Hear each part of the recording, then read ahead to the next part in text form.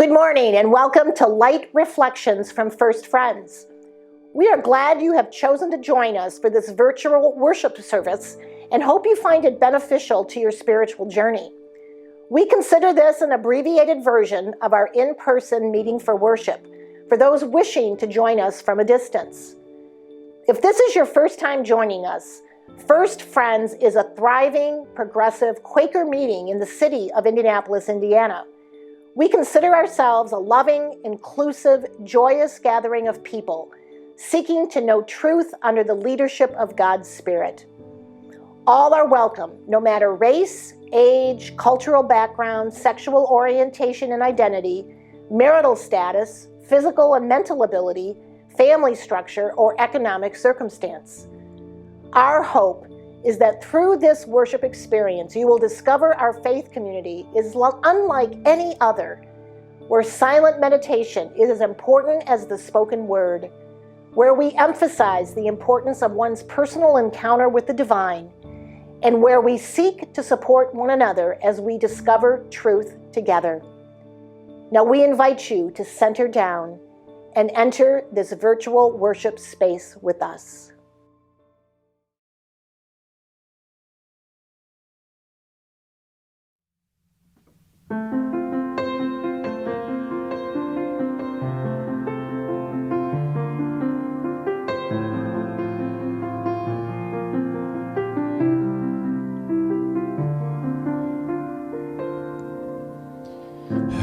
Do your interview, try to explain what I'm going through, give you something to read into in a million different ways. A sick version of telephone starts at the clip of the microphone, a game we thought we had all outgrown, but still everybody plays, ignoring all of the remedies, believing all of the rumors, with their endless database. I want to sit with my enemies and say we should have done this sooner, while I look them in the face. Maybe that will crack the case.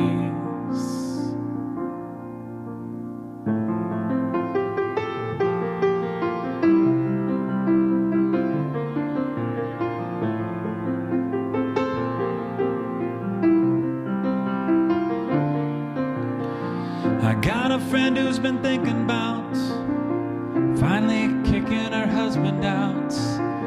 His second life as a talent scout finally got him caught while she was throwing out all his clothes.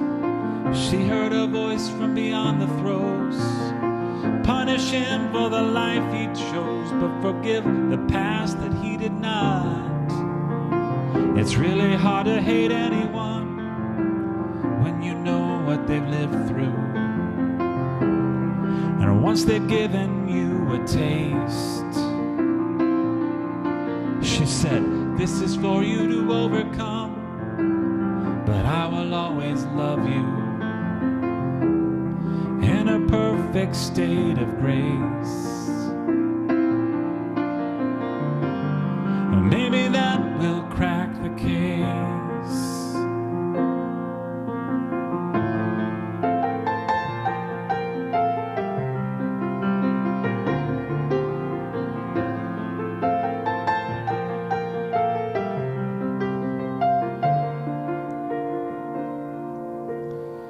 Now that we're through with formalities, what is it you want to ask of me? I'll answer open and honestly, whatever that means. See, finding out that we occupy somebody else's opposing side on the banks of some great divide, two versions of a dream, countless revisions of history, trying to tell us the future. Beneath each commercial break,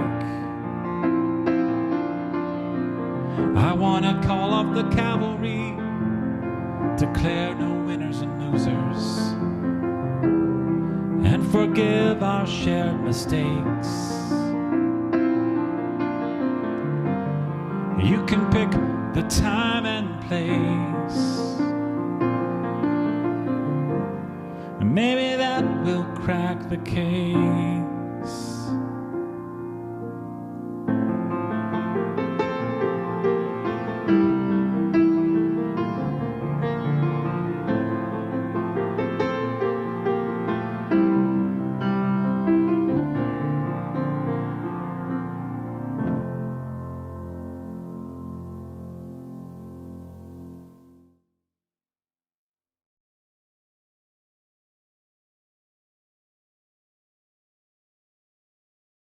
Good morning, friends. I am speaking to you today because Bob and his family are on a much-needed summer vacation, and we are stepping in to provide the messages during these few weeks. We heard a powerful message from Eric last week, and I am grateful he shared some of his personal story, as well as encouraging and challenging us in this beautiful tapestry of community. Our scripture reading this morning is from Galatians 5:13-15, the Message version. It's absolutely clear that God has called you to a free life. Just make sure that you don't use this freedom as an excuse to do whatever you want to do and destroy your freedom. Rather, use your freedom to serve one another in love. That's how freedom grows. For everything we know about God's word is summed up in a single sentence. Love others as you love yourself. That's an act of true freedom. If you bite and ravage each other, watch out. In no time at all, you will be annihilating each other. And where will your precious freedom be then? We are about to celebrate the 4th of July. I am sure we all had great memories of traditions in our childhood that we cherish. Maybe an annual parade in our towns, or a traditional cookout at a dear relative or friend's home. My memory growing up was an annual visit to a private lake that a friend had access to for holidays. My dad and brothers would head over there early to fish all morning. My mom would cook all morning and made fried chicken and potato salad and deviled eggs, pickled cucumbers, fresh fruit, and homemade brownies. My mom and I would pack up the car with the food and head out to the lake around noon. We had this delicious picnic, and then I would get in the boat with my dad to catch some catfish. My brothers were the serious fish folks looking for bluegill early in that morning. And we sat in lawn chairs and just enjoyed being together. We usually came home in time to head downtown for a magnificent display of fireworks on the Detroit River in the evening. It was always a great day, and the memories are sweet for me now. We all learned in early grade school that the 4th of July is the day we celebrate our independence from England. We know the courage and fortitude these brave men at the time entered into, willing to risk their lives to create this independent country and its great experiment with democracy. So many history books and biographies to read about this period of time. Anyone that's been to a live performance or watched the movie Hamilton experienced a more visceral understanding of the tremendous risk and commitment these founding fathers took to break away from England. While we sometimes in our current culture want to judge those early leaders of our country by today's standards and mores, we can't do this to anyone in history. These flawed men were brave, visionary, and inspired to establish a country that would break boundaries and help create a place where anyone could flourish. One of the founding fathers, Alexander Hamilton, was a perfect example of this when you look at his background as a bastard child growing up as an orphan in the West Indies, having no money, and coming to America to be one of our greatest early leaders. The vision these men put into our Declaration of Independence was astounding and far-reaching to a hopeful future. These men could not live up to that vision personally, but had the vision of the future and what it could be. This was the world they hoped for, even though they could not step away from the culture and context of their time. We celebrate the establishment of this country this week. It is breathtaking to think about the values this country was founded on. The potential for opportunity, regardless of your family history, was significant. The idea that we were all created equal and had a right to pursue liberty and a level of contentment and joy was astonishing. We celebrate these actions and values this Tuesday and remember the sacrifice of so many to move towards these goals. We do have much to celebrate in our history. It took many years for our country to gradually move towards these idealized values, and we are still far from this vision our founding fathers projected. We began our history with slaves, and much that was developed in this country became a reality because of free labor. We almost broke ourselves apart because of the slavery and free labor issue during the Civil War. We held together, but still deal with the remnants of slavery and live today in the United States where people of color are treated differently in many circumstances, particularly when it comes to institutions, even while many individual folks of color have succeeded in significant ways. This is part of our evolution.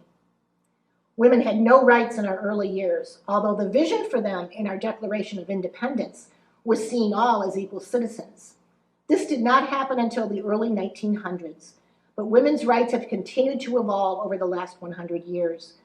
We are not where we want to be, but women have made great strides. Our LGBTQ plus brothers and sisters worked for so many years to be accepted as individuals, and many came out of the closet to show America that they are normal, come in all colors and experiences, and should not be feared. It took a long time for them to claim the values of the Declaration of Independence, but this acceptance culminated in the passage of a same-sex marriage amendment in 2015. There are so many examples of how we keep evolving to become a more perfect union. These are signs of a healthy country. We do have a great history, but we also have a dark past in many ways, and we cannot push this aside and gloss over it in telling our story. During most decades, we can identify activities, systemic oppressions, and injustices that surely some folks living during those periods believed it as the worst of times and so dark that it could destroy us. And yet over the last 250 years, we have been evolving and slowly moving towards the ideals in our Declaration of Independence. This is another aspect of America that I appreciate.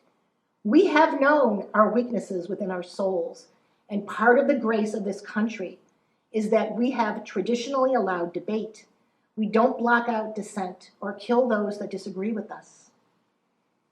Part of our greatness is that we have traditionally, over time, named our mistakes and weaknesses.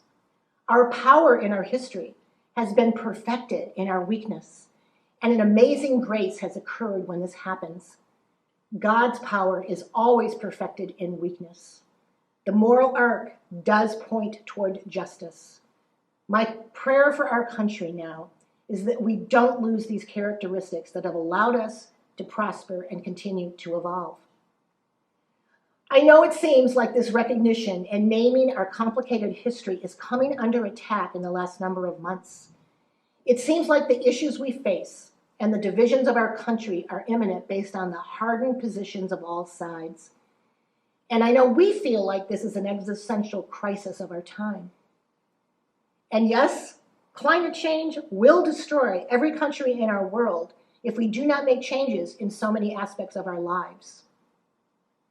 Yet, we have experienced many life-changing existential challenges in our history. I interviewed longtime member Helen Davenport a few years before she passed away, and she gave me a significant perspective on what our generation, born before 1925, can share with us. How many times in our past have we thought, this is the worst time ever in our history? Some of the examples include the wars during our early years, when we were a fledgling country and could have destroyed us. The Civil War could have annihilated us as a country of states. World War I and World War II might have destroyed the world. If we had not embraced our brothers and sisters of color, our LGBTQ plus community, and women, all that are the backbone of our society, we would not keep advancing as the most powerful nation in the world. I believe with all my being that God is pushing us to make changes in this country that we love. Jesus commanded us to create a kingdom of heaven on earth.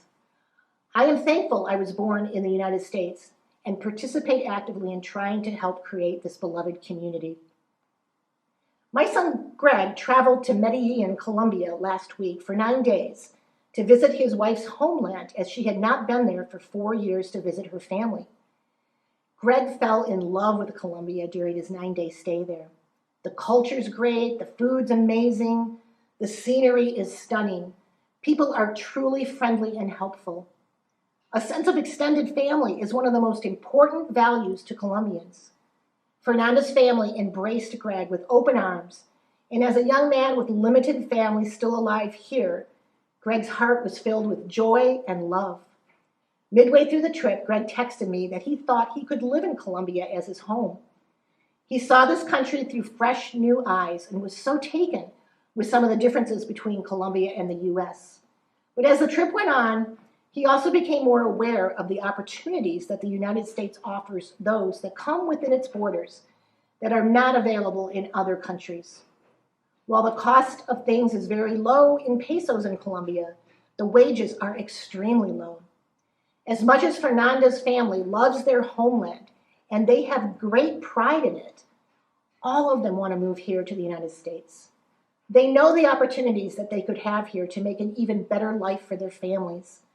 The last day of the trip, Fernanda's brother told Greg, "You do not want to live here, but please visit regularly." Part of the beauty and struggle of this country is that it has always been a country of immigrants. The beauty is the beautiful tapestry that has been created, as Eric shared so wonderfully last week. We are a richer and more diverse country with new voices each generation that help us continue to evolve and change. But always, the established power will resist this. The United States discriminated against Germans, Jews, the Irish, and Polish natives early on and did not offer a welcoming heart to these immigrants. And yet, even with the discrimination they would face, these immigrants wanted to come to the United States. And it's been an important part to our country as they gradually became part of our threads in our tapestry. The same thing is true today. For many immigrants, we do not have open arms to embrace them, and yet they still want to be here as they recognize a potential for opportunities for their families. I appreciate the book by historian John Meacham, The Soul of America, The Battle for Our Better Angels. He says extremism, racism, nativism, and isolationism, driven by fear of the unknown, tend to spike in periods of economic and social stress, a period like our own. For many, the fact that we had arrived at a place in the life of a nation where a grand wizard of the KKK, David Duke, claimed all too plausibly that he was at one with the will of the former president of the United States. It seems like an unprecedented moment. History, however, shows us that we are frequently vulnerable to fear, bitterness, and strife. The good news is that we have come through such darkness before. Abraham Lincoln said in his first inaugural address in 1861, "We are not enemies, but friends. We must not be enemies. Though passion may have strained, it must not break our bonds of affection. The mystic cords of memory, stretching from every battlefield and patriot grave to every living heart and hearthstone all over this broad land, will yet swell the chorus of the Union, when again touched, as they surely will be, by the better angels of our nature." This is my prayer today. We must think of ourselves with all of our differences as friends. God calls us to this as we read in Galatians 5, "Don't use your freedom for your personal gain. Freedom grows when we serve each other in love." Before we enter our unprogrammed worship, I want to remind all of us of the words of the Declaration of Independence, our value statement of why we exist as a nation. The unanimous declaration of the 13 United States of America. When in the course of human events, it becomes necessary for one people to dissolve the political bands which have connected them with another, and to assume among the powers of the earth the separate and equal station to which the laws of nature and of nature's God entitle them. A decent respect to the opinions of mankind requires that they should declare the causes which impel them to the separation. We hold these truths to be self-evident, that all men are created equal, that they are endowed by their Creator with certain unalienable rights, that among these are life, liberty, and the pursuit of happiness, that to secure these rights, governments are instituted among men, deriving their just powers from the consent of the governed, that whatever any form of government becomes destructive of these ends, it is the right of the people to alter or to abolish it, and to institute new government, laying its foundation on such principles and organizing its powers in such form as to them shall seem most likely to affect their safety and happiness. Prudence indeed will dictate that governments long established should not be changed for light and transient causes. And accordingly, all experience hath shown that mankind are more disposed to suffer, while evils are sufferable, than to right themselves by abolishing the forms to which they are accustomed. But when a long train of abuses and usurpations pursue invariably the same object, evinces a design to reduce them under absolute despotism, it is their right, it is their duty to throw off such government, and to provide new guards for their future security. Such has been the patient sufferance of these colonies, and such is now the necessity which constrains them to alter their former systems of government. The history of the present King of Great Britain is a history of repeated injuries and usurpations, all having in direct object the establishment of an absolute tyranny over these states. Friends, we now enter a time of unprogrammed worship where we quiet ourselves and listen for God's voice. I am not offering queries today, but ask that we all sit in silence, thinking about our history, our future, and what is our role that God calls us into this future.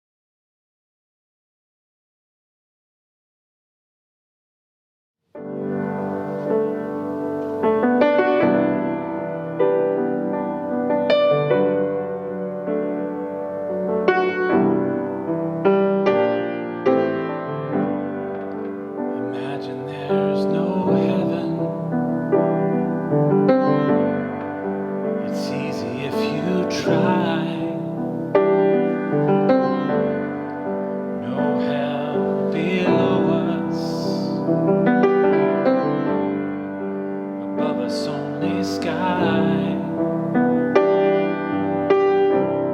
Imagine all the people living for today. Imagine there's no countries. It isn't hard to do. Nothing to kill or die for, and no religion too. Imagine all the people living life in peace. You may say I'm a dreamer, but I'm not the only one. I hope someday you will join us, and the world will live as one.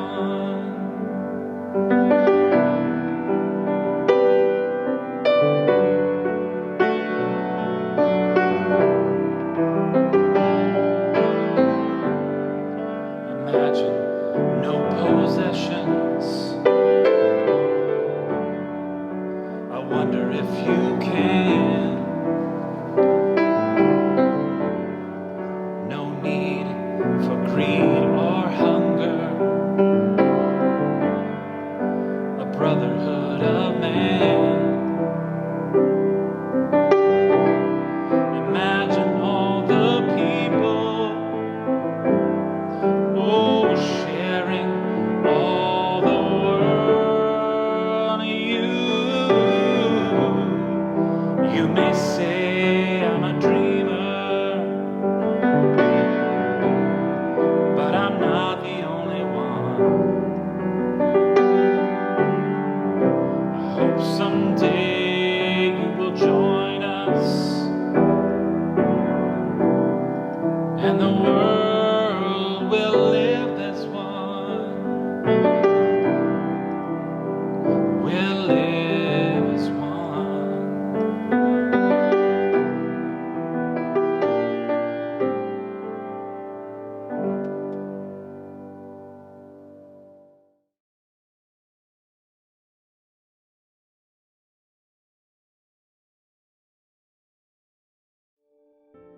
We close this time of worship with a Quaker prayer.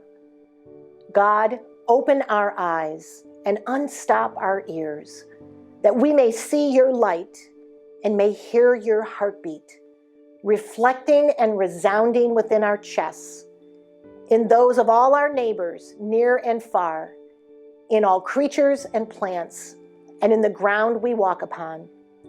When we finally are able to yield to the leading of your rhythm and flow, may we come to walk cheerfully over the world, answering that of you in all.